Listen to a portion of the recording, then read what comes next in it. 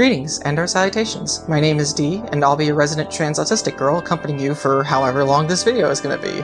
This video aims to be an exploration of the period from late 2010 to 2017 in Gorillaz history, an extended period where the band seemed to, right on the cusp of their biggest accomplishment, stumbled onto its face, confused its fans, disappointed the critics, and then just disappeared into complete inactivity for several years, with many speculating that the Gorillaz project as a whole was just over. It was done. However, to copy Shakespeare at the start of Romeo and Juliet, I'll give you the ending to the story that you should probably already know. Gorillaz is going to come back from this. They're still making phases and releasing music as recent as... oh god. On my script here it says last year, but now it's 2025 and I still have to finish this video, so... 2 years now. For a time, from the outside looking in, it seemed like the virtual band Darling just lost all of its momentum out of nowhere. But I think there's more to the story. I believe that there's a narrative that you can tell given the events and information of what happened in this 7-year period.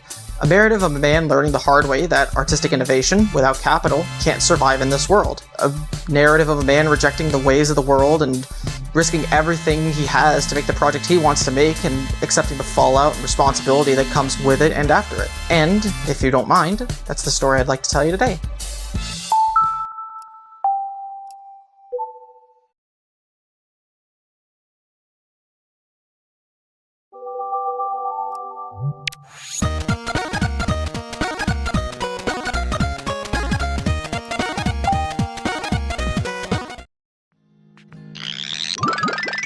Let's do a little bit of scene setting here. It's mid-2010. Plastic Beach is not doing well financially. This isn't to say that it wasn't a success. Many fans today, myself included, consider it the band's peak in their creativity and ideas. However, for our story, the present day isn't important. 2010 is important, and in 2010, Gorillaz was not making money for their label. Let's talk a little bit just about sales numbers for this album release cycle and compare it to the ones beforehand. Phase 1 sold about 7 million copies. Phase 2, Demon Days, sold 8 million. Plastic Beach, which is also known as Phase 3, wouldn't hit 1 million until later that year. Ouch. There's a lot of factors that play into these seemingly very low sales compared to albums they released prior, but not all of them are in Gorillaz' control. Some of them were in the control of their label, and some were literally in the control of nobody, but just happening because of the world transitioning from physical media to digital media being the primary way we listen to music. The bottom line is Gorillaz was not earning the revenue that they were supposed to, and as such, anything besides the music and the sales started getting cut. Everything that made Gorillaz a unique experience from any other band, things like the website, or any iOS games they make, or any special art or lore, all of that began to get cut. We've had a lot of casualties in Phase 3, from the Rhinestone Eyes music video being scrapped at storyboarding, to Binge not even getting a music video or single release at all, and multiple things in between. Phase 3 was looking to be the fall of the band. Why did that counter just go up? But what really stole the show of the fustercluck that was late Phase 3 was a piece of media with such a bitter presence that it is our first piece in the Dark Age. A single/music video release called Donkomatic. Nobody likes Donkomatic. Nobody liked it then. Nobody likes it now. And Gorillaz themselves actively despise it and spit on it in the present day. But you know why Donkomatic is so hated? Gorillaz didn't even make it. It wasn't their idea. Donkomatic is not a song that Gorillaz wrote that people didn't understand just because they weren't ready for it. It is a piece of music intentionally forced by them to be made by their label, who was desperate to recuperate any money they could from Phase 3. Compared to the rest of Phase 3, Donkomatic is such a different piece in just how soulless it is, down to its entire existence and conception. Look at Plastic Beach. Plastic Beach is a beautiful album, with its 16-song runtime having themes of environmentalism, depression, apathy, capitalism, insignificance, love, and so much more throughout its runtime from start to finish. It's an album about how we survive from the day-to-day in a world that's actively dying around us. Donkomatic is a song about individualism. It's... like, look at this shit. It's a typical pop song with the most on-the-nose lyrics about individualism that you can imagine, with all the subtlety of a red circle and arrows like it's a YouTube thumbnail. In our story, Donkomatic exists to remind Jamie Hewlett and Damon Albarn, the two guys responsible for masterminding all of the Gorillaz project, that their little cartoon characters need to make money, or all of Gorillaz' originality is going to be defunded until they start making money, one side project at a time. In response to the increasing pressure to make money and all their projects getting scrapped, Gorillaz decided to go out on tour. Specifically, the Escape to Plastic Beach tour. And in that time, if you wouldn't believe it, 2D made an entire album, and he's giving it out to free to members of the Gorillaz fan club? Surely this will get the record label the money they obviously need, despite not actually being the musical talent, just rather slyly businessmen that give the money to talent so that they can actually do the talent, rather than deserving it themselves. I wonder what this album is called. Oh no.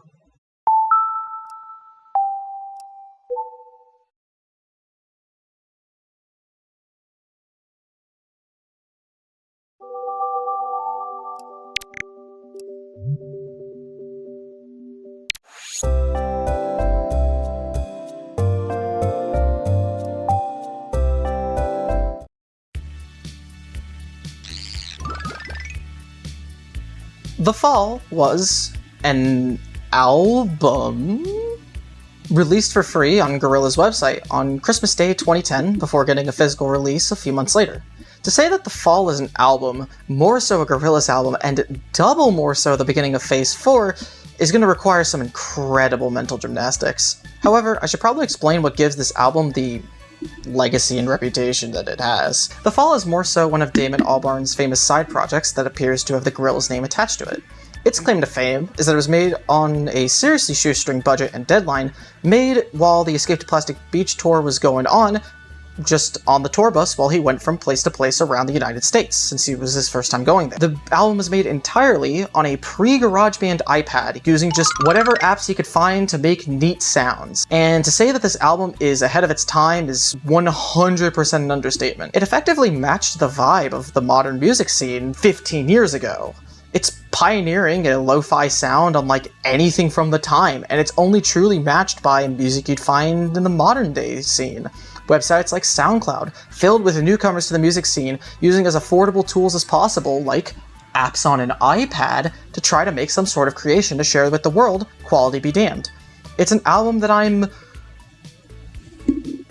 a little autistic about. It's not even because the actual album is good, it's honestly really mixed, but in our story and in my heart, it's what the album represents that makes it so tantalizing and appealing to me, especially when you analyze it in the context of the story that I'm weaving. Given everything that happened with Phase 3, with projects constantly getting cut and budgets being slashed, to me, The Fall represents Damon's challenge to the music label, a man making music with as little money and as much creative freedom as possible, effectively going against the world, the industry, the label, and in some ways, even his fellow partner in Gorillaz, Jamie Hewlett. Damon shut off the whole world and made something that he truly wanted to make with the limited tools available, and I've got to respect the drive that the project has. The sounds he was trying to make and the ideas trying to express is truly a one-of-a-kind experience that I can't call a Gorillaz album or any album at all, really. It's mostly just a free-form string of ideas, thoughts, and cool sounds, unburdened by any limitation. And I think that's pretty neat.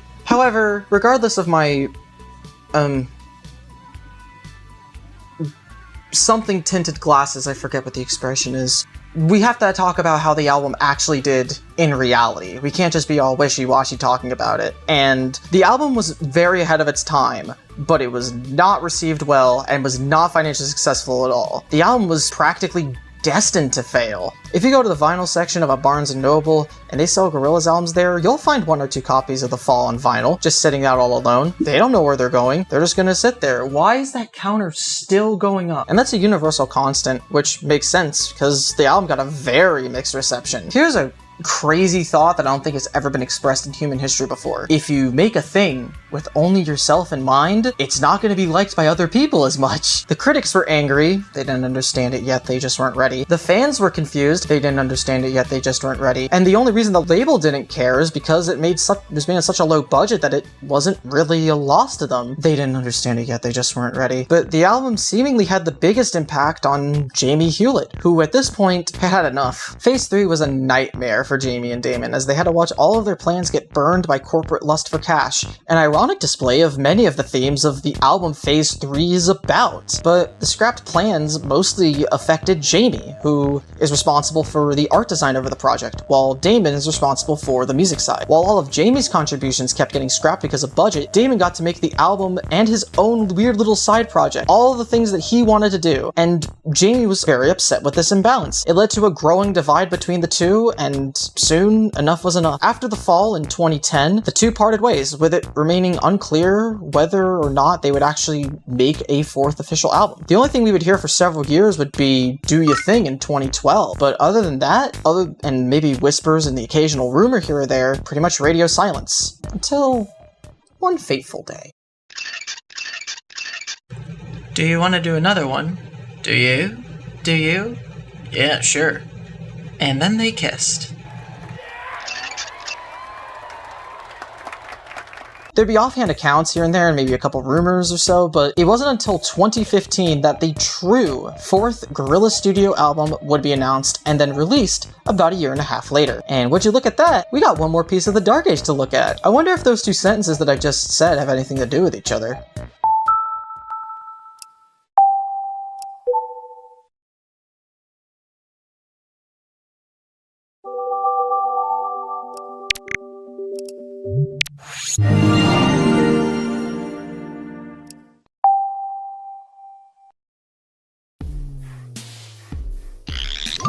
If you were to watch the Gorillaz lore recap by YouTuber Self-Titled Productions, and you look at the different section of the video, you can jump to specific parts of the video based on the lore for a specific phase. It's a really good video. It's one of the two videos that I dedicate to sparking my interest and fascination with Gorillaz in the first place. It's a really great video. If you were to look at all the sections of this video, and you see this...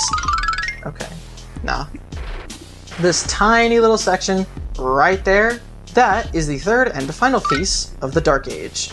This is Phase 4 proper, Humans. Humans released in April 2017, 6 years and 4 months after the fall did. And I have a really weird analogy that may not resonate well with people that aren't Zoomers like me, so here's the best analogy I came up with to describe the vibe of this album. Imagine you're watching a Disney Channel original movie, and there's a scene where the main cast has to check out this super elite secret underground nightclub and stuff. Humans is the music that would be playing at that club. Not to say that the music on Humans is necessarily bad. It's basically 13 songs where every song is donkomatic, just with a different guest star attached to it. It is peak turn your brain off and dance music, an album where every song is a guest feature.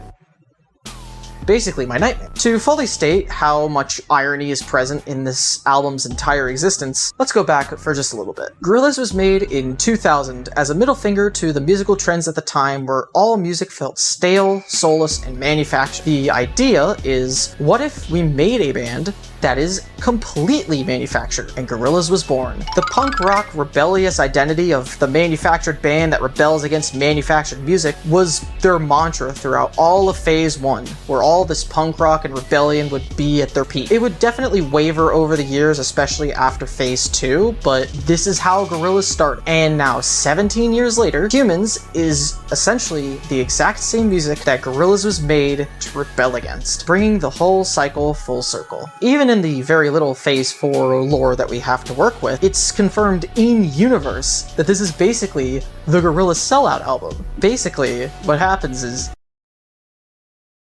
so basically, like, okay, Murdoch is in jail, and he agrees that for his freedom and a carton of cigarettes, he's gonna get contracted by EMI to make an album, thus resulting in an in-universe explanation for the band's reunion after Plastic Beach. Granted, I'm not going into the books of Gorillaz.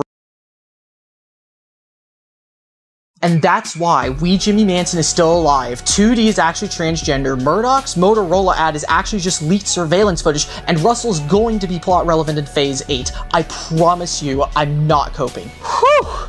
Now that all that's out of my system, I can actually talk about the album's reception. Humans actually did pretty well. Though you could attribute this to a couple of reasons, especially when compared to Plastic Beach. Plastic Beach was 2010, Humans is 2017. By this point, the music industry had very much adapted to streaming services and digital storefronts, attributing to how well music performs, and things like music streams or views on a YouTube video for the music video, alongside actual music sales, which were pretty much done by that point. And if it weren't for Kendrick Lamar's Damn, which released very closely to Humans' release, Humans might have actually debuted at #1 on the US Billboard charts. Critically, it also did pretty great as well, with an average score of around a 77, so like a C+ or so. Critics were quick to point out that the album appears more like a scattershot collection of tracks rather than a coherent album, which, yeah, it is. Very much not a concept album like Plastic Beach or Demon Days or hell, even The Fall. It's a concept album without a concept. It's an album. But Gorillaz were so proud of this new concept for a concept-less concept album that they would shamelessly steal the idea and reuse it for Phase 6's Song Machine. Fight me, Phase 6 is mid. As for my personal reception to the album, it's definitely mediocre and an incredibly subpar Gorillaz experience. While the art is fantastic, don't get me wrong, the art is really good, the lore is lacking, the singles aren't super punchy, and while the first half of it's actually not bad, the second half and the super deluxe tracks and the interludes and even most of the deluxe tracks too, all just leave a lot to be desired. I'm grateful for the effect that the album had in that it basically revived Gorillaz and restored goodwill after the disaster that was The Fall and Plastic Beach, but on its own, as a Gorillaz phase, it's pretty weak. To be honest, I completely understand why they played it safe with everything that they did for Phase 4, or I guess in my case, the lack of what they did. I really do mean it when I say that this is what I consider Gorillaz' sellout album. They put very little focus on the lore and the world building, and they put more focus on the music videos and the single releases, of which this album got 5 singles. And 4 of them got released on the same day. Even down to the inclusion of really bad and honestly detractable interludes to inflate the song count of the album from 13 to 20, it needed to do all of this and less of the fun stuff to build goodwill for the fans, for the critics, and for the record label, all at the same time, to prove to the world at large that after everything The Fall had, Gorillaz is still a project with a lot to provide. So I understand why they played it safe. Even if it comes at the cost of a mediocre phase overall, it's worth it so that we can even get more phases afterwards. Humans may not have been the splash that would make for an exciting conclusion to our trilogy, but it's what the project needed in order to survive. Gorillaz needed to revisit their roots and identity in a new way. They needed a party album for a world gone mad, and I still don't know what the hell that means, but it's The Guardian. They have a red name on Shinigami eyes, I don't really care, and that's exactly what they got. With the end of Humans, it comes a year later in 2018 with the Now Now, and the beginning of the band's Silver Age. It was finally over. Gorillaz were back, and they're not going anywhere.